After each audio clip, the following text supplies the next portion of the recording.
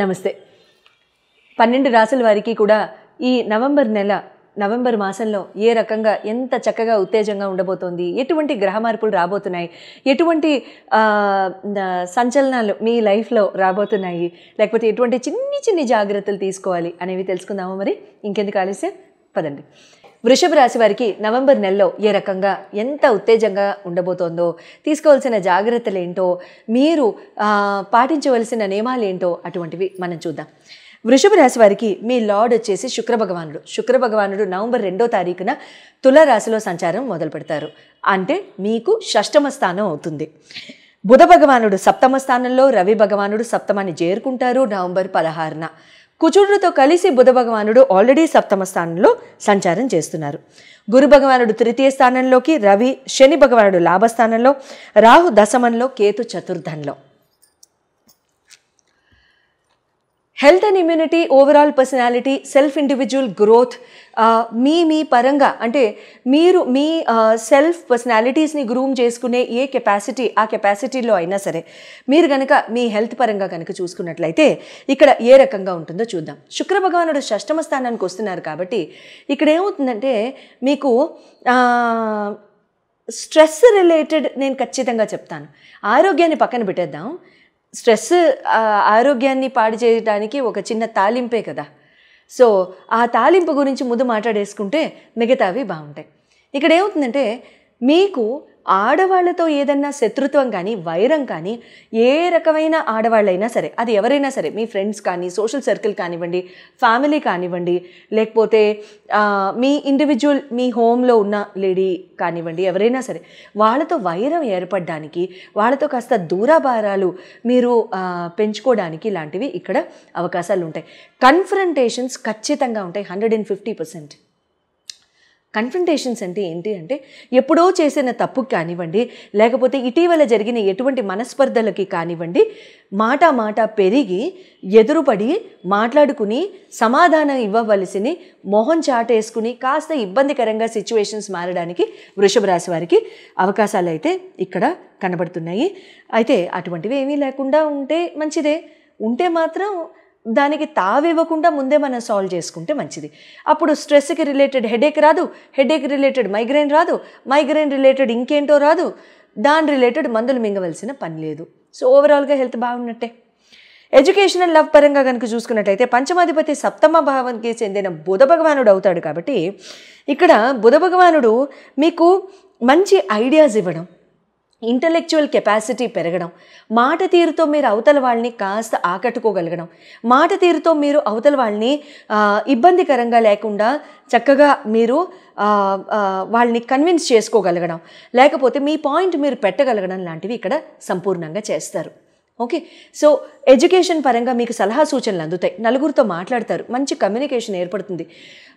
కరెక్ట్గా ఈ నిర్ణయం అయితే నాకు బెటరు అనే ఆస్పెక్ట్లో బాగుంటారు. తర్వాత మీ సర్కిల్లో కానివ్వండి, మీ సోషల్ సర్కిల్లో కానివ్వండి, మీకు హెల్ప్ అందుతుంది.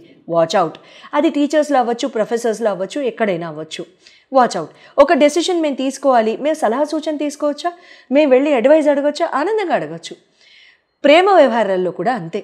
మీ జీవిత భాగస్వామి కానివ్వండి, లేకపోతే అంటే ప్రేమ వ్యవహారం అంటే ఏంటి, జీవిత భాగస్వామి అవ్వడానికే కదా ఆ వ్యవహారం నడిపేది.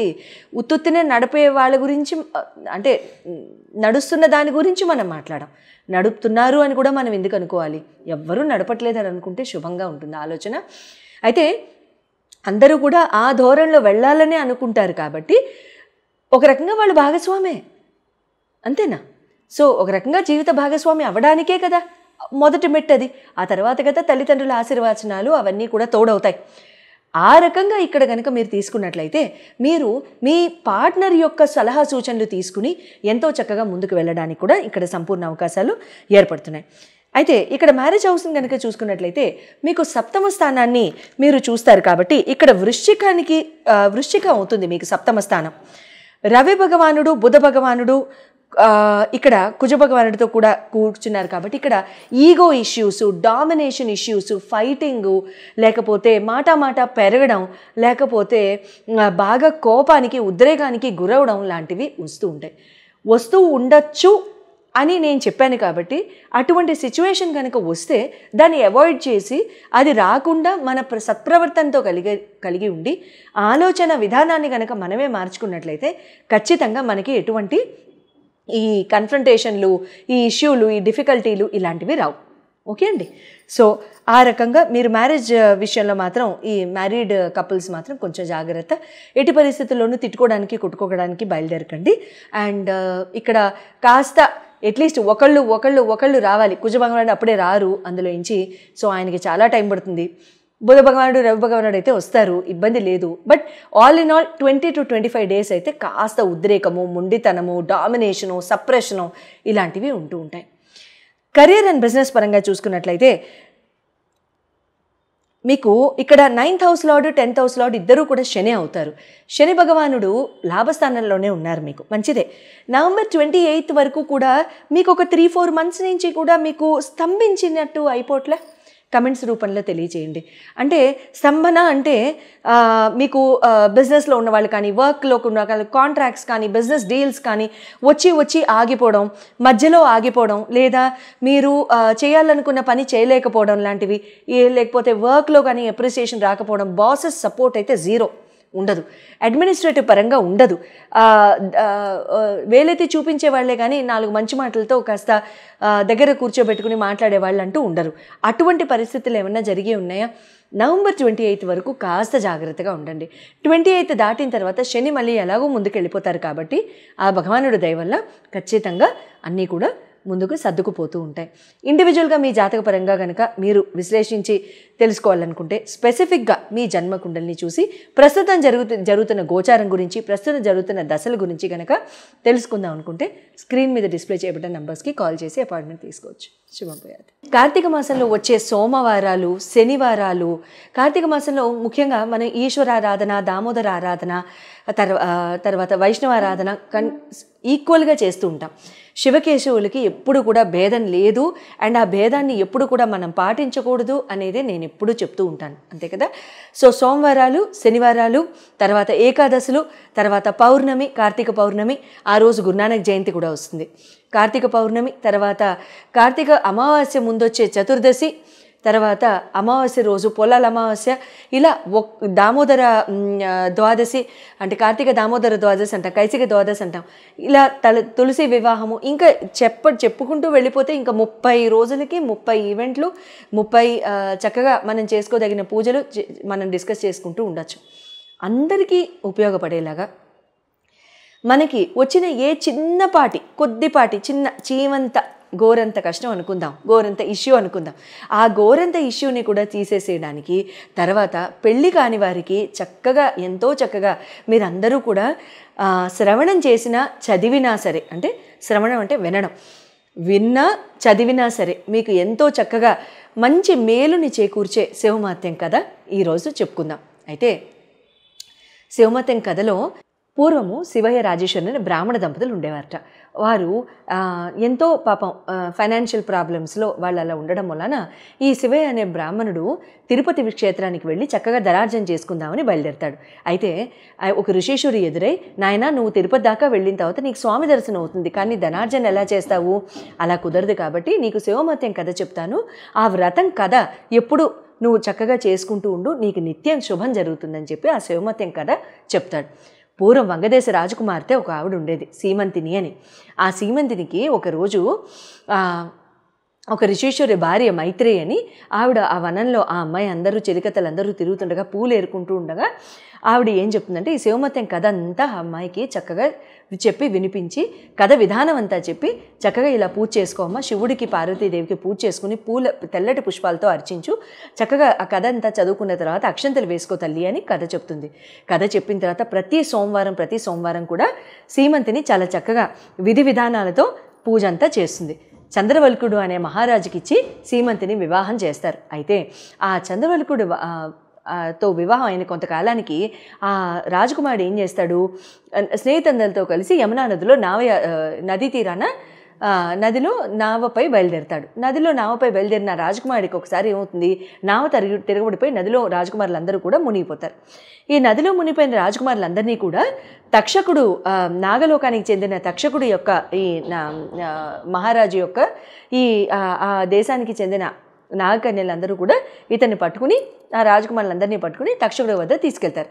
తక్షకుడు తన దివ్య దృష్టితో ఈ జరిగిన వృత్తాంతం అంతా తెలుసుకుని ఆయన ఏం చేస్తారు, వీళ్ళ రాజకుమారులందరినీ మనలతో సత్కరించి చక్కగా వాళ్ళకి నాగలోక సౌందర్యాన్ని అంతా తిలకింపజేస్తాడు. నాగలోక సౌందర్యాన్ని తిలకిస్తూ వీళ్ళు ఏం చేస్తారు, ఆ పనిలో పడిపోయి పూర్తిగా లేట్ అయిపోయి మైమరిచిపోతారు ఈ రాజకుమారులు. ఈలోగా ఏమవుతారు, దాయాదులు బయలుదేరుతారు. దాయాదులు అంటే ఎవరు, రాజ్యాన్ని అపహరించి, వీళ్ళ రాజ్యాన్ని అపహరించి ఆ చెరసాల్లో పెట్టేస్తారు ఈ రాజకుమారి యొక్క తల్లి తండ్రిని.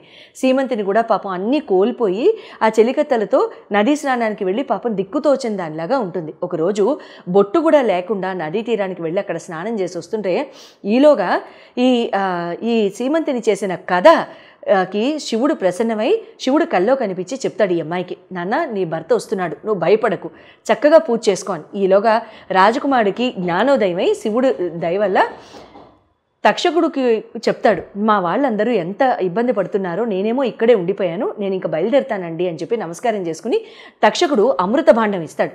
నీకు, నీ భార్యకి, నీ కుటుంబానికి కూడా ఎప్పుడూ కూడా ఏమాత్రం లోటు ఉండదు. అమృతం అంటే ఏంటి, ఇంకా ఆల్మోస్ట్ ఇంకా మరణం లేనట్టే. ఆ భాండం తీసుకుని, అమృత కుండంతా తీసుకుని తక్షకుడు బయలుదేరతాడు. నది తీరం దాకా చేరేసరికి బొట్టు లేకుండా ఉన్న సీమంతిని చూసి తక్షకుడు అసలు గుర్తే పట్టకుండా సీమంతిని కూడా భర్తను గుర్తుపట్టదు. జరిగిన వృత్తాంతం అంతా మాయావి రూపంలో తక్షకుడిని తలుసుకుని మాయా వేషం వేసి జరిగిన వృత్తాంతం అంతా తెలుసుకుంటాడు. వెళ్ళి, తల్లి నీ భర్త 3వ రోజుకి తిరిగి వస్తాడు అని భర్తే భార్యకి ధైర్యం చెప్పి, మాయావేషంలో ఉన్నాడు కదా, సో భార్య కూడా గుర్తుపట్టదు. వెళ్ళిపోయి దాయాదులందరికీ హెచ్చరిక పంపిస్తాడు, నేను ఇలా తిరిగి వచ్చేసాను, మీరు రాజ్యం వదిలేసి వెళ్ళిపోండి, మీరు కనుక రాజ్యం వదలకుండా వెళ్ళిపోతే యుద్ధానికి సిద్ధం కండి అని. అప్పుడు వాళ్ళందరూ కూడా భయపడిపోయి వెళ్ళిపోతారు. ఆ వెళ్ళిపోయింది వాళ్ళు అట్లా వెళ్ళిపోతారు కదా. ఈలోగా చెరసాల నుంచి తల్లిదండ్రిని విడిపించుకుంటాడు. తల్లిదండ్రి ఏమంటారు, సీమంతిని చేసిన శివమత్యం కథమొలానే ఇదంతా ఇంత మంచి జరిగింది, లేకపోతే ఈ రాజ్యము భ్రష్టు పట్టేది, అందరం కూడా కోల్పోయే వాళ్ళం మొత్తం అని చెప్పేసి వాళ్ళు అనడం జరుగుతుంది. అప్పటి నుండి ఈ దంపతులిద్దరు కూడా నిత్యం శివమత్యం కథ చదువుకుంటూ ఎల్లవేళలా చక్కగా ఉంటూ అంత్యమున శివ సాన్నిధ్యం చేరి మోక్షాన్ని పొందుతారు. పెళ్లి కాని వాళ్ళు ఎవరైనా ఉంటే ఈ శివమత్యం కథ స్త్రీల వ్రతకథ పుస్తకాల్లో ఉంటుంది, ఆన్లైన్లో కూడా దొరకచ్చు. నేను చూడలేదు ఆన్లైన్, మీరు వెతకండి. ఒకవేళ నాకే దొరికితే కనుక నేనే మీకు PDF రూపంలో పంపించేస్తాను, డిస్క్రిప్షన్లో ఉంటుంది, చూసి డౌన్లోడ్ చేసుకోండి. కథా పుస్తకాలు మీకు కష్టం అయితే కనుక ఎల్లప్పుడూ ప్రతి సోమవారం చక్కగా ఉపవాసం ఉంటూ తలస్నానం చేసే నియమం ఏం లేదు, చేయాల్సిన అవసరం లేదు. సో ఉపవాసం ఉంటూ సాయంత్రం పూట దీపం పెట్టుకుని, శివాలయంలో అయినా పర్వాలేదు, ఇంట్లో అయినా పర్లేదు, ఆవునేతో దీపం పెట్టుకుని కథ చదువుకుని అక్షంతలు వేసి శివపార్వతులకి నమస్కరించుకుని బెల్లం ముక్క అయినా సరే, మీరు ఏమాత్రం ఏ నివేదన చేయలేకపోతే బెల్లం ముక్క అయినా నివేదించండి, చక్కగా ఈ పూజ చేసుకోండి. ఎంతో నమ్మకంతో చెప్తున్నాను, ఖచ్చితంగా వివాహం కాని వాళ్ళకు కూడా వివాహం అయిపోతాయి. శుభం భూయాత్.